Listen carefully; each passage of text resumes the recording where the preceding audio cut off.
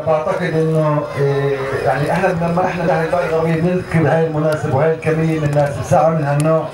احنا بنعتقد انه المشروع نجح، انه وصلنا عدد يعني من المشتركين اللي وصلنا احنا بس بفضل الانجاز والمنشآت الموجوده. انا بدي اشكر كل من شارك، من كل من اعطى، كل من نظم، كل من قدم. هي باقي الغربيه على فكره هيك رايح تظل كلياتنا موحدين مبسوطين، وان شاء الله انه رمضان الجاي بيجي واحنا كلياتنا ايد واحده. فكل عام وانتم بخير، الف مبروك للي فازوا.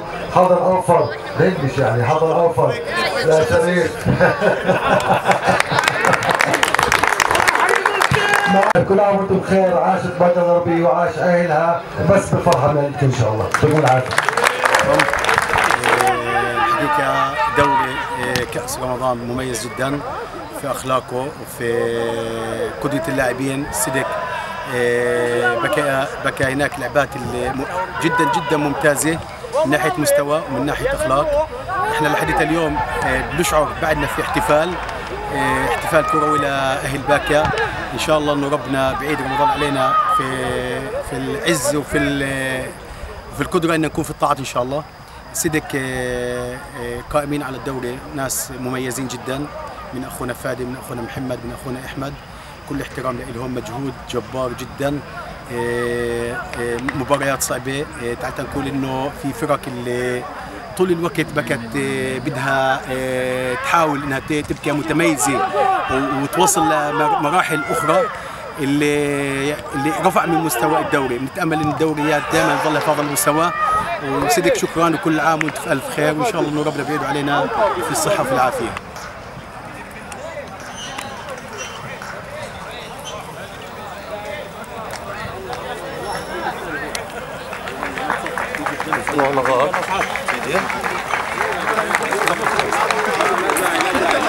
لا داعي لا داعي. انا مش بطلبك كده كل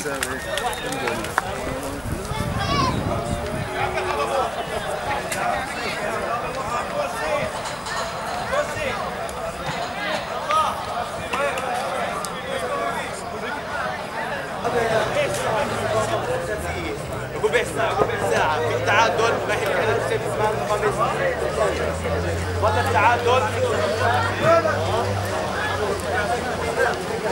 والله التعادل في عندنا بنادق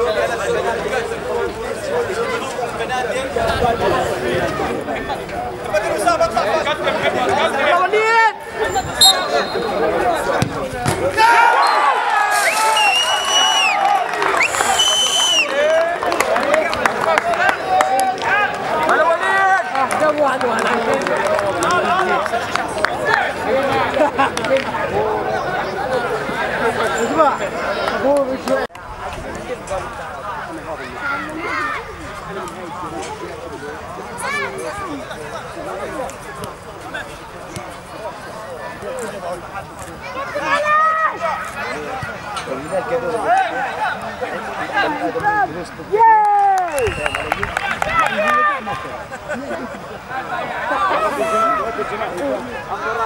بطلوا الشعاب برا برا برا.